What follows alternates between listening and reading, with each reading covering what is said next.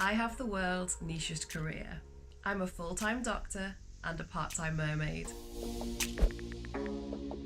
When I first started my journey, I decided on the name Athena Storm as my mermaid name for my persona, if you will. I adore Greek mythology. Athena is the goddess of strategic warfare, of wisdom. I like the idea of being, a strong woman, having a strong woman as my influence. And the Roman equivalent is Minerva, and she's associated with medicine, which is why I've tried to pull from both influences there to have both this strong woman goddess who's very smart, looked up to a lot, and medicine as well, which is obviously a huge part of my life. So that's where that came from. It is pretty different from my human life, if you like, as Yasmin. It's nice to be able to separate the two. When I went away to the Mermaid Weekend, and I told my parents that I was just going away for this weekend during my masters,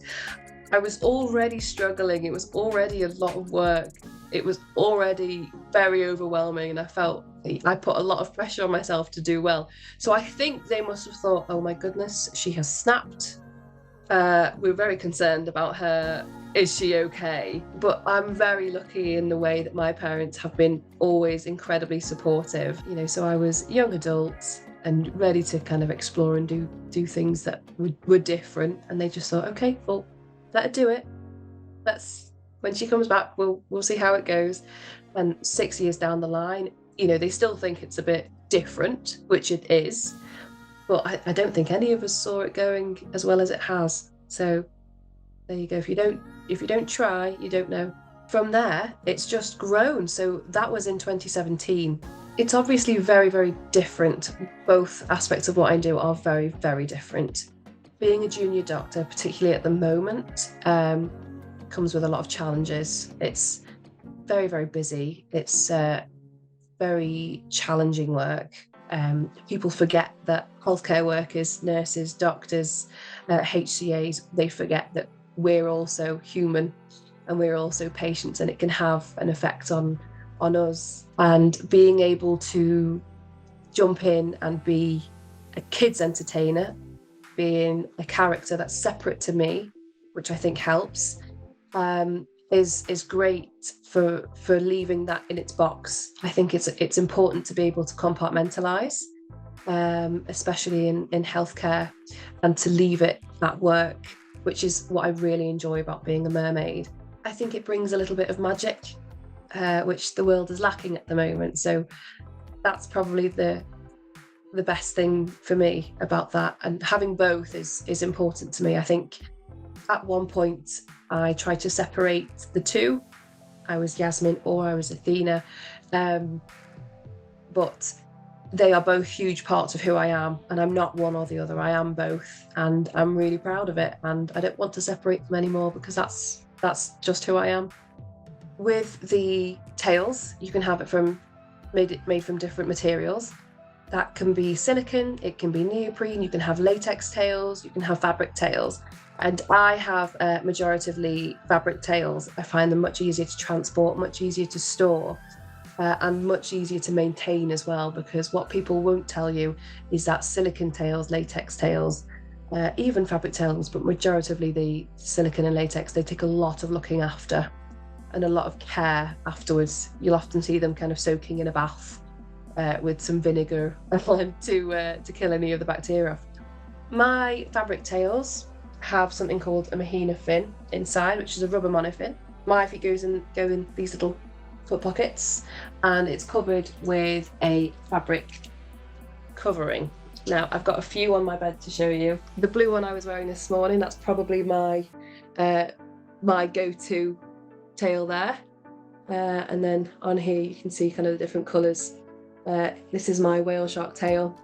This is another colourful fabric tail, a green one, and on my wall there, I don't know if you can see, are all of my mermaid tops, all of which are handmade apart from the shells. They're lion paws and they are real shells. Here I've got a dive belt, so at the back you can see these are dive weights.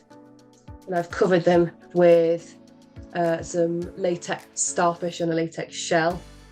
A friend of mine who I co-founded my business with helped to make those, and we use those to swim in the aquariums and dive with, because I don't know if you've had any experience with diving, but you need dive weights to get to where you want to be. We get approached by different organisations, and we also approach organisations as well. And we always tailor our packages to make it bespoke for their event. We predominantly have focused on festival work. A lot of it is for the kids, but we also offer, more kind of grown-up entertainment with different things. I also am one of the members of the group that perform with fire, probably still entertaining for the kids, but then adults can really enjoy that as well. We've done corporate events. I've done a wedding for somebody, obviously aquarium shows. We do a number of things, and obviously Mermaids is very, very in at the moment for the kids, but we do tailor our events. So we try and make it special for everyone, so everyone can get involved. And some of the adults are thrilled to get involved. Sometimes they're the first in line to have their glitter face paint done. I think there are always people who will take things as a negative, and that's with anything in life. I think there are always people who will put you down for being different or for trying something different because they don't understand, and maybe that does come from a lack of understanding or willingness to understand, or a want to delve deeper and understand a bit about what we do. It's hard sometimes. People do make comments, and some of those comments can be hurtful or harmful, and you just have to learn to accept that actually not everybody's going to like you, which is really difficult for me because I'm a people pleaser and I generally get on with everybody. Being comfortable enough in yourself to know that what you're doing is okay, it's good, and if you enjoy it, it shouldn't matter to anybody else. I have so many positive memories from my performances as a mermaid.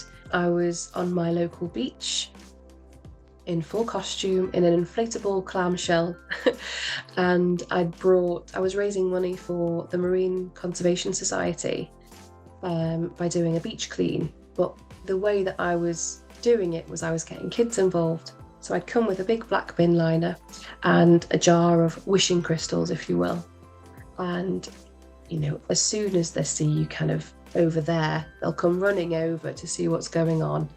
And I explained, these are my wishing crystals, and if you bring me a single piece of rubbish off the beach and put it in my plastic bag, you can have a wishing crystal. And it gets them involved in cleaning up after themselves, in being very conscious about the environment that they're in.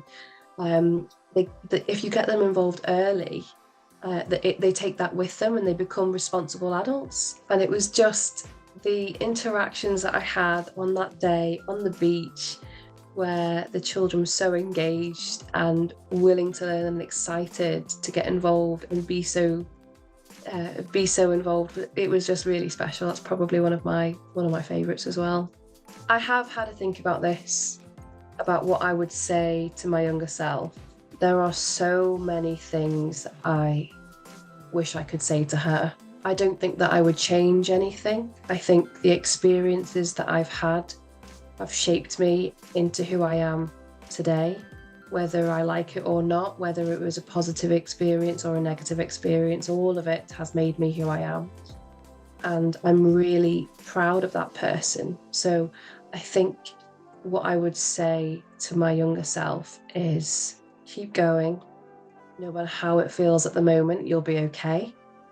Things will turn out amazing. Even if you can't see it, it will be okay. You're going to thrive. Just keep doing what you're doing and never, ever stop being yourself. I think at school, everybody wants to be the same. Nobody likes being different. We strive not to be different. So we push those parts of ourselves down. Those things that make us different are the things that make us special. And we find our people that way. There are people who will want to dull your sparkle and try and suppress who you are, no matter how hard it is and no matter how many tears you cry. Don't let them do that. You be you and be unapologetically you, always.